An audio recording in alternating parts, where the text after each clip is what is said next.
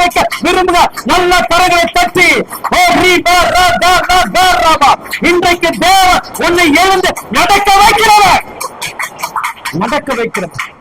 அங்க போயிட்டு என்ன பண்ணுங்க, வைராகியமா ஒரே ஒரு வார்த்தை, அந்த வலிமை உள்ள வார்த்தை, அதுதான் தேவ பிள்ளைகள் நீங்கள் பயன்படுத்தணும். அங்க சொல்றான் பாருங்க, இருக்கிற பரிசுத்தம் உள்ள பிள்ளைகளே, இன்றைக்கு தேவ மனிதர் உங்களை உற்று பார்க்கிறார், தேவன் உங்களை உற்று பார்க்கிறார், பரிசுத்தாவியர் உற்று பார்க்கிறார். ஒருவேளை இந்த வார்த்தையை கேட்டுக்கொண்டு நீ முடங்கி கொண்டு இருப்பாய் என்று சொன்னா, இன்றைக்கு தேவன் அதிலிருந்து உன்னை விடுவிக்க முடியாத தேவனுடைய வார்த்தை உன்னை நோக்கி வருகிறது என்று நம்பினா ஒரு தலைக்கு மேல கரங்களை தட்டி இன்றைக்கு தேவன் என்னோடு கூட பேசுவார். ஹல்லேலூயா, ஹல்லேலூயா. பவுலுடைய பேச்சை கேட்டு கவனிங்க. இப்ப இயேசு உங்களை உற்று பார்த்து கேட்ட பக்கத்துல சொல்லுங்க, ரட்சிக்கப்பட்டவர்களே, நான் ரட்சிக்கப்பட்டுட்டேன்,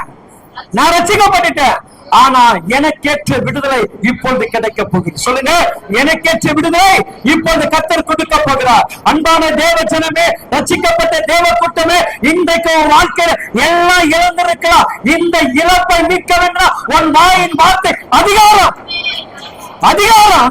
அந்த வார்த்தை சொல் விரும்புகிறார். உற்று பார்த்து கண்டு என்ன சொல்றாங்க, உற்சாகம் கரண்ட் எடுத்துக்கிறேன் சொல்றான். எழுந்து சொல்லுங்க, எழுந்து சத்தமா சொல்லுங்க. எழ முடியாதவர்களே, வாழ்க்கையில முன்னேற முடியாம துடித்துக் கொண்டு இருக்கக்கூடிய என் சகோதரா, என் சகோதரியே, இன்றைக்கு தேவன் சொல்லுங்க, நீ எழுந்து நிமிர்ந்து நில். குறுகி போகிறதுக்காக இயேசு உன்னை அழைக்கல, தாழ்ந்து போவதற்காக இயேசு உன்னை அழைக்கல. அதை தாண்டி அங்க சொல்லப்படுது பாருங்க, நீ எழுந்து. அதிகாரம் புறப்படுதா, அதிகார வார்த்தை கிரியை செய்கிறதா, சத்திய வார்த்தை கிரியை செய்கிறதா? ஏங்க பயப்படுறீங்க?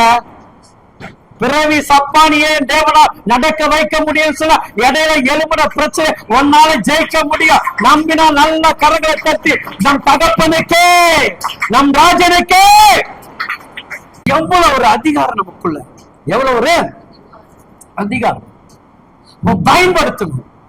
அதான் கர்த்தர் விரும்புகிறார். குறுங்கி போய் உட்கார்ந்துராத.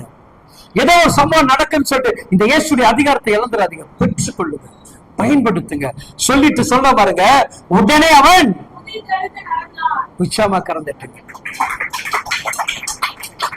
பேதுரு சொல்லும் போது என்ன பண்ணான்? பேதுரு சொல்லும் போது எப்படி போனான்?